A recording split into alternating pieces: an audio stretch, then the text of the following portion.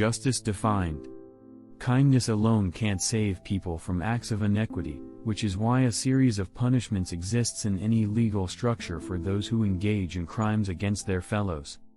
Justice is defined as the maintenance or administration of what is fair, especially by the impartial adjustment of conflicting claims or the assignment of merited rewards or punishments. However, justice is also a moral strength. It is the power of deciding upon a certain course of conduct in accordance with reason and what is right and wrong. Seek always the path of right, unencumbered by bias or personal interest. Recognize that the sword of justice can be a terrible instrument, so it must be tempered by humanity and guided by mercy. Only in a search for the truth can one dispense fair justice, and a society without justice creates a cold and callous people. Societies ensure that people are told the consequences of a crime because the punishment is designed to deter the act within the society. Therefore, a thief who breaks into a house at night knows the consequences of their actions could bring harm to themselves from the homeowner, or jail by law enforcement, or both. The thief is therefore still choosing their own destiny by engaging in an activity they know the consequences for if caught. They are choosing to walk the path of a criminal, even if they later resist arrest and claim ignorance of the consequences. The sheer fact they tried to mask their behavior under darkness shows they knew there were consequences if caught stealing. A society cannot be stable if its members kill each other over petty disputes. This is why murder is outlawed, and because the damage cannot be undone, this is why there is typically an execution of the murderer. Once an individual of a society has broken the social contract, the most important contract, and murdered a person, they forfeit all rights from all other social contracts. They should be shunned, and ideally, executed to ensure they pose no further threat to society nor create any further burdens. Justice is necessary for a civilization to be stabilized. When the common individual who abides by the social contract sees someone break an important social contract, such as robbing, defrauding, murdering or raping, they must also see the perpetrator become punished accordingly. If justice does not occur, then people become uncomfortable and lose faith in the structure of civilization, believing that the outliers who benefit from society's rules are getting away with the breaches of civic responsibility expected of all participants. Thus, criminals must be arrested, tried in court and punished. This is an important process to maintain the stability of any civilization. A culture of extreme tolerance for crime breeds distrust in the population and allows criminal enterprises to flourish, which escalates the level and scope of harassment the common people suffer at the hands of evil people. It is necessary to think critically about what life imprisonment actually means. A person does not just vanish into the abyss when sentenced to such a life. The person is still alive. Indeed, the prison is duty-bound to ensure they remain so. This means considerable money is spent to maintain a quality of life for the prisoner and keep them alive as long as possible. This means individual people must come into continual contact with the murderer, and even if they are trained guards, they are never perfectly safe from becoming yet another victim of the murderer. Why is it that we justify prison guards endangering their lives on a daily basis just so that certain people in society can feel like they are morally superior to a murderer because society did not execute that murderer? If you do not commit murder, then by default you are morally superior to a murderer. To kill a murderer is to break no social contract, because once the act of murder was performed, the murderer made a choice to lose all protections afforded by social contracts. They traded those rights to commit a murder. It may seem counterproductive to execute any human for any reason, even for murder, as even a murderer is a member of the human species, but this only seems counterproductive due to emotional reasoning. When we think about the issue objectively and how humanity's highest goal is the survival of the species, we can see the difference between executing a murderer who threatens this survival and murder of people who do not pose a threat to this goal. The state as executor of justice should execute those who we can be certain will murder again. The murderer with intent to kill as many people as possible at their pleasure is not the same as the state who must execute murders to ensure they do not continue to kill. It is justice to kill the one to save the many, and it is only justice because the one to be executed intends to kill the many if allowed to live. In no other matter can killing the one to save the many be considered justice except in the case of murderers. This should not be taken as to assume that one who has murdered will necessarily murder again. The judgment must be made when considering the whole of the circumstances related to the murder. This is what criminal court trials are for. Teaching people to defend their own lives is necessary in order to ensure the outliers of humanity who take action against humanity's highest goal of special survival. It is thus appropriate to kill a murderer as self-defense against being murdered. Thus, it is just and right to execute murderers. This is the only way to ensure they do not murder again, and society has no obligation to protect the lives of humans who do not help humanity in its goal of survival, but indeed actively work against this goal for their own self-interest. To use violence to protect the innocent and defend the weak from oppression is the right way to use violence.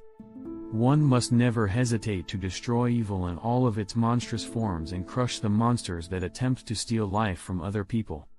A true warrior must avenge those who are wronged and shall be the champion of the right and good at all times, and at all times oppose the selfish evils of other men.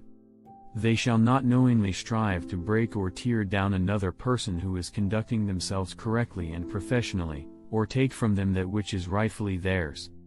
This includes trying to disrupt a correct love affair that someone is engaged in simply to satisfy your own selfish motives.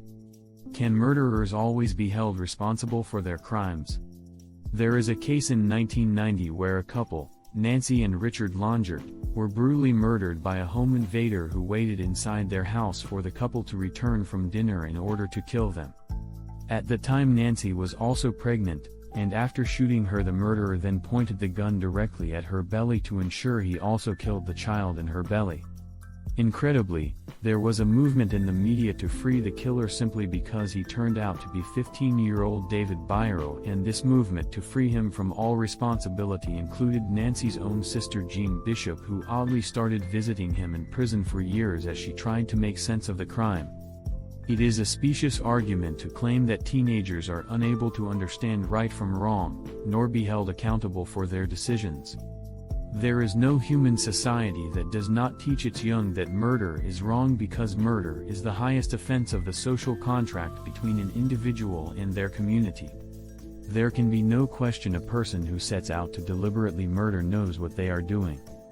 Furthermore, in cases like with Jean Bishop, it is unfortunate within survivor circles that people will sometimes engage in a form of roleplay where they entertain the idea of what it feels like to be the murderer in order to try to understand why the murderer did what they did. This kind of obsessive roleplay is usually not done analytically, but purely from an emotional perspective. By focusing on the emotions of the killer and trying to relate them to those feelings they have, they assume the killer would have feelings such as guilt or sorrow, when the killer may actually be utterly incapable of such feelings due to the extreme narcissism required to commit murder. This ill-conceived role-playing exercise can even extend to where the survivor tries to imagine how the family and friends of the murderer must feel, and develops an inappropriate emotional connection to the murderer based on these imagined feelings.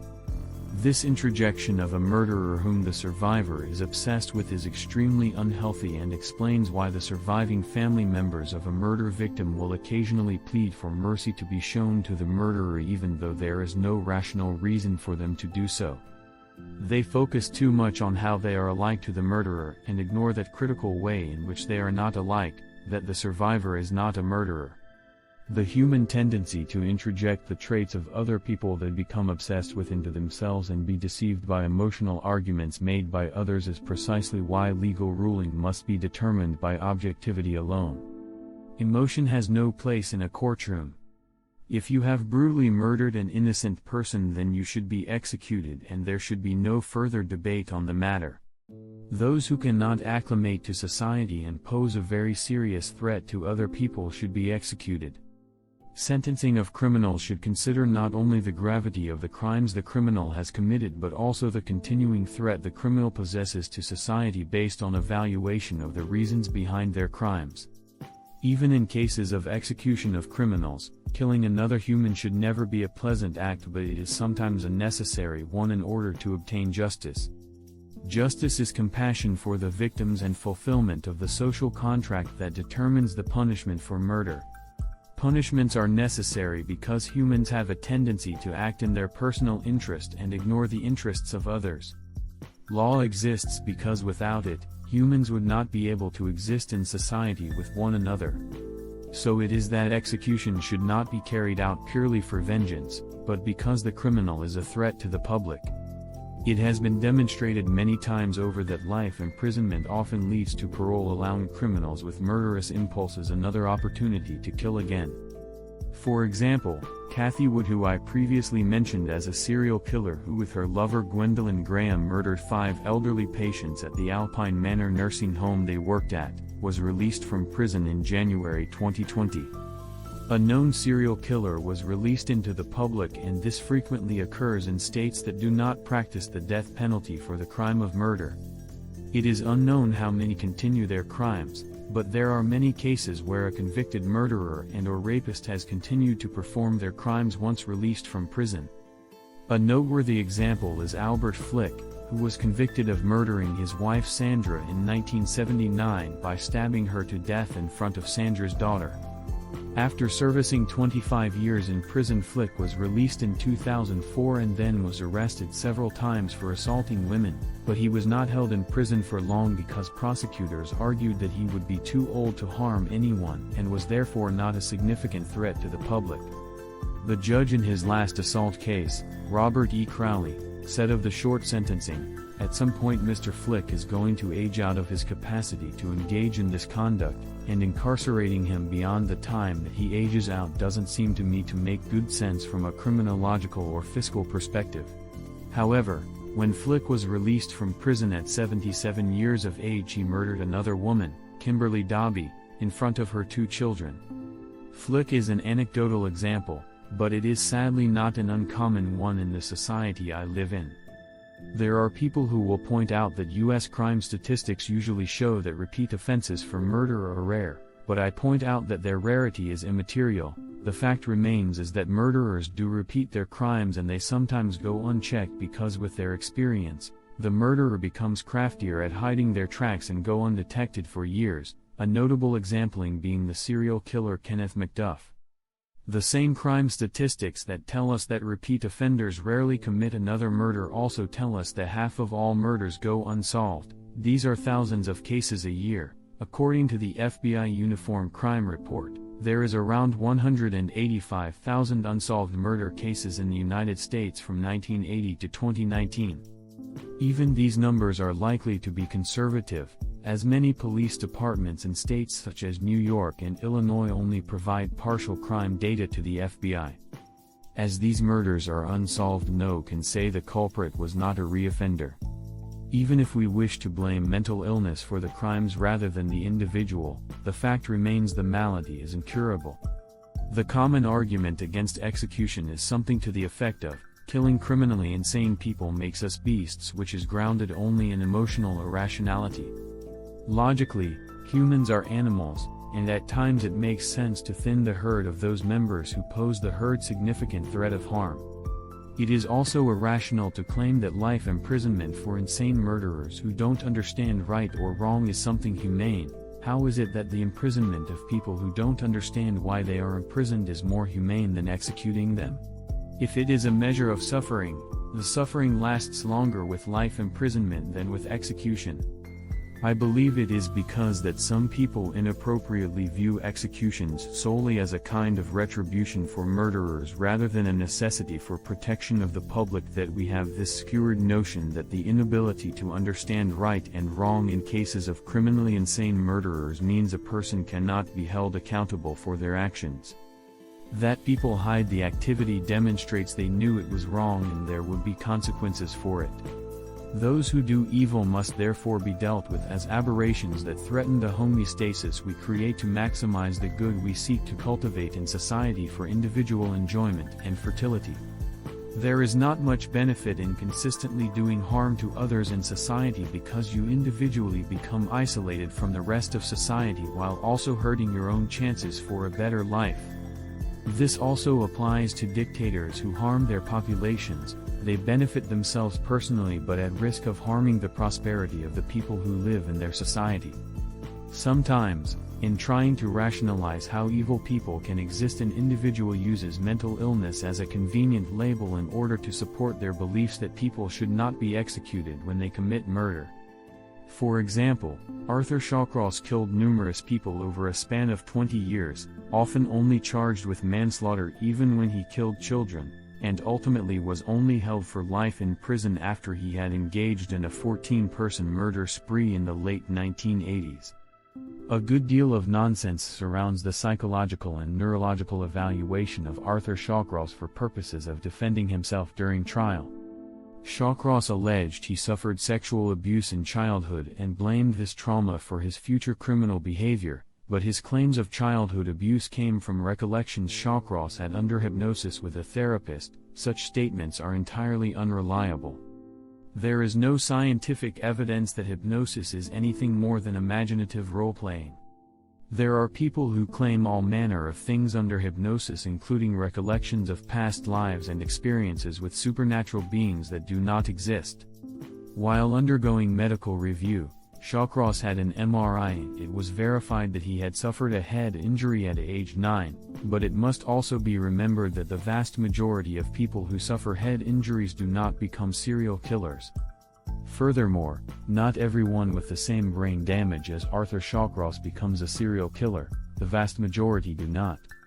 Nor does everyone with childhood trauma become a serial killer. So, it is irrelevant what reasons led a person to become evil. All that matters is that their existence as a person who has done and will do more evil stands in antithesis to other human beings. They have made part of their life purpose to murder people for no reason except to satisfy sexual pleasure. It is only natural that we execute them in order to bring finality to their murderous lifestyles. Even in a prison, murderers can still murder people, such as other prisoners and wardens, and they frequently do. Life imprisonment only limits the scope of their future evil acts, and it does not prevent any future evil they will go on to commit. An early life spent in rage and gleefully inflicting violence against those weaker than themselves is the best indication that someone might become a serial killer. This is the only real commonality that serial killers have in their backgrounds that does not exist in the general population. It is a human tendency to want answers to things we have a hard time fathoming, and because many people cannot imagine brutally murdering someone else, they have a difficult time understanding why people do these things. But often the simplest answers are the most reasonable. Serial killers simply enjoy killing people and are perfectly aware they should not be doing it. That is why they make an effort to conceal their identities when they commit these crimes. They know being caught will have consequences. They understand society's concepts of right and wrong, and it is the committing of a terrible taboo, the killing of an innocent person who has done them no wrong, that excites them. This is why they are evil.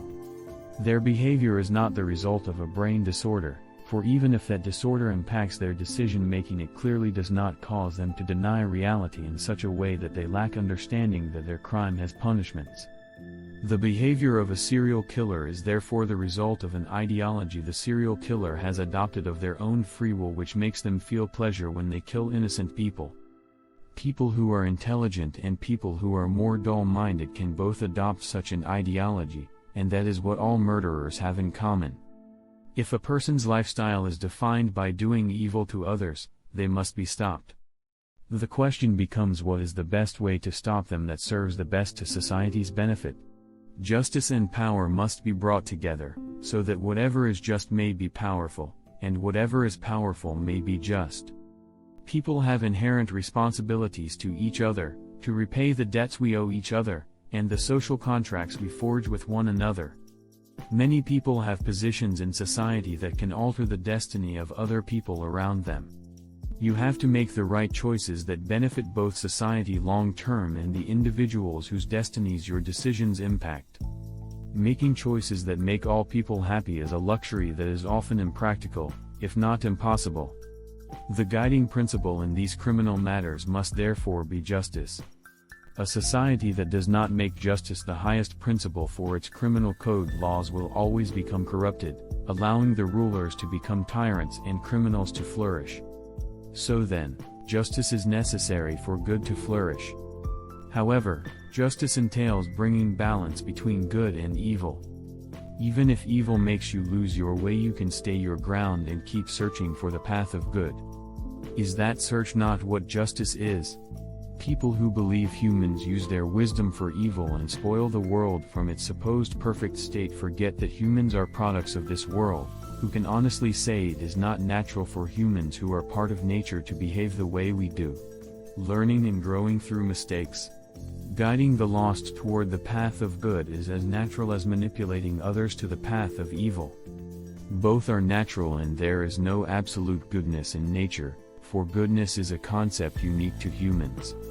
Humans are not inherently good, humans are inherently instinctive. We must be taught to be good, for the moral idea of good is part of a learned culture. Those who choose to be evil have rejected this culture that encourages people to be good, and so the culture must reject them, too. If it does not, then instead an evil culture flourishes and will overtake those who strive to be good. Should people who have different motivations for crime suffer different punishments? It has been said by some that the death penalty for murderers and rapists should be abolished because it is cruel and unjust. I fail to see how denying a person all of their rights and locking them up in a small cage with a den of other murderers and rapists to spend the rest of their life is less cruel and unjust than execution. I also fail to see how society owes these criminals anything. What is unjust is to keep criminals who serve no value to society alive after they have demonstrated they will murder and rape. After the criminals have denied others the right to live, it is disgraceful to protect their right to live after they denied others this right. Once a fair and proper trial has concluded they are guilty, they should be executed. That is justice. A fair system of justice must punish a murderer with death, regardless of their intention for the murder. This is because we don't punish people by the measure of their motivations, but by the atrocities of their crimes. A system of law where someone who was fully compliant participant in a brutal murder gets pardoned because they feel regret later, is not a system of justice.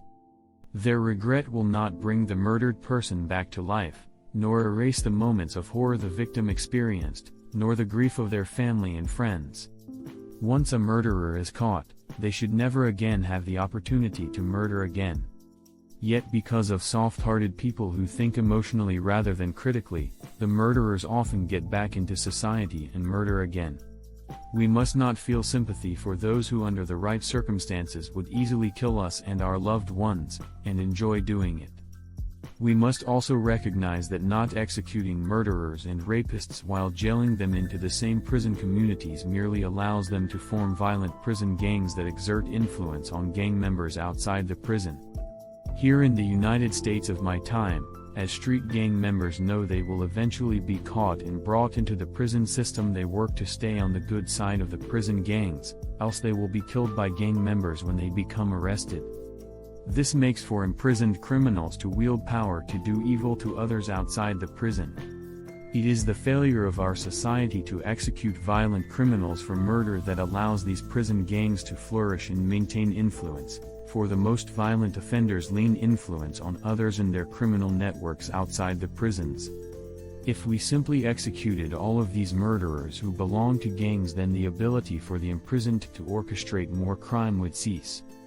It is because we do not execute all murderers that imprisoned murderers continue to harass and harm the law-abiding citizens of our society, even when our law enforcement work hard to arrest them and our prosecutors do their jobs of convicting them. A legal system must include a list of punishments for lawbreaking, otherwise it is hard to enforce the rules. If people cannot be good to each other simply out of respect, they must be pressured into compliance through fear of repercussions or removal from the population for rehabilitation. However, a legal system does not describe morality, rather it enforces morality. Yet even with this system, no amount of laws will ever stamp out evil actions. There will always be those who commit evil because there will be people who reject good moral frameworks as culture and perceive advantage to doing evil instead. What we can control is how we respond to evil. If people tolerate evil, then evil will thrive. Thus, we must combat evil in all its forms through the enforcement of laws and punishments. Can those who do evil be redeemed? An evil action can never be undone. However, an evil person can, as a result of emerging from a delusion that led to the evil action, feel extraordinary and genuine guilt for their crime. This allows the individual the opportunity to take responsibility for the crime they have committed and present themselves before the proper authorities for punishment. An individual's capacity to turn themselves in after having committed a crime out of genuine guilt should not be dismissed, even if it is rare.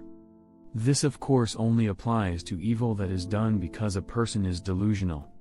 Many evils are done by people who are doing so for logical reasons, because the evil act had some perceived advantage.